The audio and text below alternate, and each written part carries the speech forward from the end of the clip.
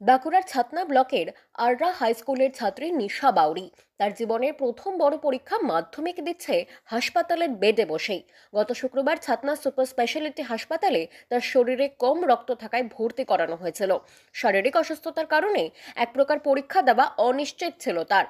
এরপর হাসপাতালের বিছানায় বসে সে ঠিক করে এখানে বসেই মাধ্যমিক পরীক্ষা দেবে, প্রতিকূলতাকে জয় করবে সে।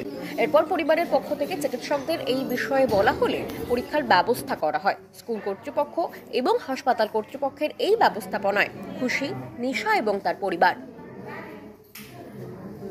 পরীক্ষা দিচ্ছে হসপিটালে, পরীক্ষা দিচ্ছে কি কারণে? আমি তো বাইরে থাকি স্যার, হ্যাঁ, খড়গপুরে কাজ করি দশমীতে। বৃহস্পতিবার বাড়িতে এসেছি আমি। গত বৃহস্পতিবার। হ্যাঁ, এই সামনে বৃহস্পতিবারে হ্যাঁ, রাত্রি 2টোর সময় ছেলেটা দেখছি ঘুমায় না, মাথা যন্ত্রণা নিয়ে বলি মেয়েটা নিয়ে বলে কী হলো? ওটা হচ্ছে বাবা জ্বর এসছে আমার সোমবারের পরীক্ষা, জ্বর এসছে, তাহলে কাল ডাক্তার দেখাবো, ভালো ডাক্তার। সকালবেলা ডাক্তার এখানে নিয়ে গেলাম, ডাক্তার দেখে পরে বললো যে শরীরে ব্লাড নেই মনে হয়, রিপোর্ট করাও। গ্রামে রিপোর্ট করালাম, 2.4 ব্লাড রিপোর্ট বেরোলো। বলছি আমার জন্য এখানে ভর্তি করো 1 ঘন্টার মধ্যে।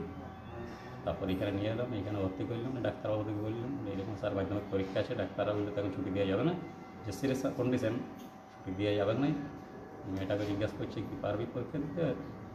যা সিস্টারগুলো আছে, ডাক্তারবাবু সুপার ডাক্তারবাবু ছিলেন না এখানে, তারা বলছে হ্যাঁ আমি পারবো। ওরা ফোন করলো সুপারকে, বললো ঠিক আছে আমি যোগাযোগ করছি। ওখানে সাইকেলে কাকে ফোন করলো সেটা আমরা ঠিক বলতে পারছি না। তারপরে খবর দিল যে না এটা এখান থেকে পরীক্ষা দেওয়া যাবে, ব্যবস্থা করবো আমরা। আমাদের যে হেডমাস্টার আছে আররা স্কুলের, ওনাকে ফোন করল আমার দাদা ব্যবস্থা করে।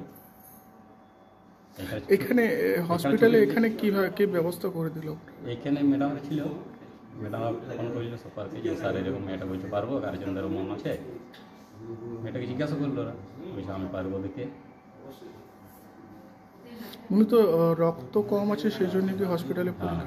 মানে মাথা করে হাঁটতে পারছিল না, যখন ডাক্তার নিয়ে যায় না এখন বাড়িতে হাঁটতে পারে না, বসে দিচ্ছে, ধরো হাতে ধরে নিয়ে গেলাম এখানে।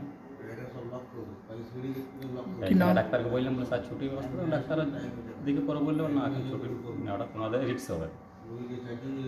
কি নাম মেয়ের, কি নাম? নিশা বাউরি। আচ্ছা, আপনার নাম? আদিত্য বাউরি। কি করেন? আমি এরকম কাজ করেছি।